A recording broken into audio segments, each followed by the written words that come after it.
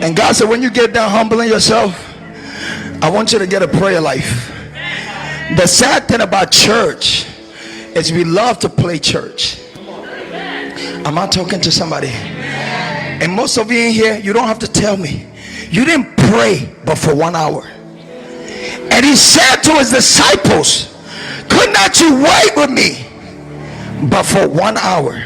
And here we sit on social media, we sit on Facebook and Twitter and Instagram, and the enemy is slowly pulling us away from the presence of God. The Lord spoke to me one day and said, son, the enemy is doing the church like an amphibian. And I said, what is that? You know, a frog is like an amphibian. He can adjust to any temperature. If you put a frog in a hot boiling water, he will jump out.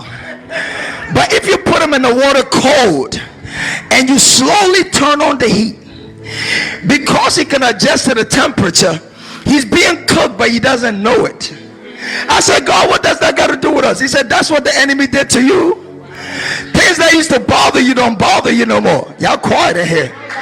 When you first got saved, if you was watching something that was very fleshy, you would turn it off.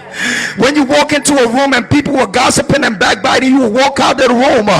But now you sit there with them, you talk with them, you watch anything on television, you use profanity because it don't bother you no more, because you are slowly becoming numb to what you used to hate. It's because what? You lost your prayer life. You lost your dedication. I heard a preacher on television the other day, and he was preaching this grace message, and he said, you ain't got to pray no more. Jesus prayed for you. And I said, the devil is a liar. Luke 18 declares, men ought to always to pray and to faint not. 1 Thessalonians 5 declares, pray without ceasing. He didn't say if you pray. He said when you pray. You want to know why you got mess in your life? It's because you don't pray. God spoke to me one day. He says, son, if Jesus had to pray, how much more who never did no evil, who never did no sin, how much more you gotta pray? You want to know why I pray? I was talking to somebody the other day, and they said, you praying all the time like you holy. They said, you praying like you holy. I said, I'm not praying because I'm holy. I'm praying because I got stuff in my life that I need God to break up off of me. I'm praying because I got demons on my back. I'm praying because there's a war going on in my members. When I will do good, evil is always present. I'm praying because I got stuff in my life, and if I don't pray, I got demons from my daddy, I got demons from my granddaddy, I got generational curses that the enemy wants to bring upon my life. But if I pray, I can beat the devil.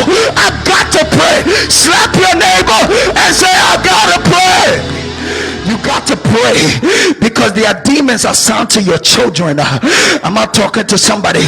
You got to pray because there are demons assigned to your ministry, and if you don't pray, you can't keep the devil back. Listen to me this morning. If you have nothing to pray for, when I wake up every morning, I rebuke the wanderings of my mind. I pray that my mind don't leave me. Come on, don't look at me like your mind don't walk away from you. You can walk down the street and forget where you're going. You can pick up the call and forget who you call it. But Isaiah 26 said, I'll keep you in perfect peace if you keep your mind stayed on me. I've not given you the spirit of fear, but power, love, and a sound mind. I got to pray. I got to spend time with him because I told God the only way I'm gonna be like you is I gotta spend time with you. I gotta fellowship with you. I gotta commune with you. And some of you in here this morning, you wonder why you backbite and bitter. You want to know why? Because you don't pray. He said pray lest you enter into temptation. You see, prayer is intimacy with God, but there's a law in the spirit that say if you don't talk to God, you automatically begin to talk to the devil. So the reason why you bitter, the reason why you're full of malice is because you don't pray. Am I talking to somebody? But God is getting ready to raise up a people who are saying, listen here, I cut off whoever I gotta cut off, I let go whoever I gotta let go, but the next time you see me, I'm about to walk in the realm of God that I never walked in. I'm about to walk with such power that my shadow is gonna heal the sick. I'm about to be so empowered that my spirit is gonna be anointed. If you want God to restore your jump on your feet and shout, I want it. I want it.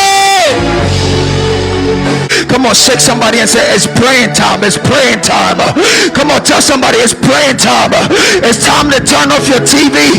It's time to turn off your phone. And it's time to seek God like you never saw him before. America ain't seen nothing. The world ain't seen nothing. The coronavirus ain't going nowhere. It's the wrath of God that is coming upon the children of disobedience. But if my people, which are called by my name, humble yourself and pray and seek my face and turn from your wicked ways, I need you to look at somebody and say, it's praying time. It's prayer time.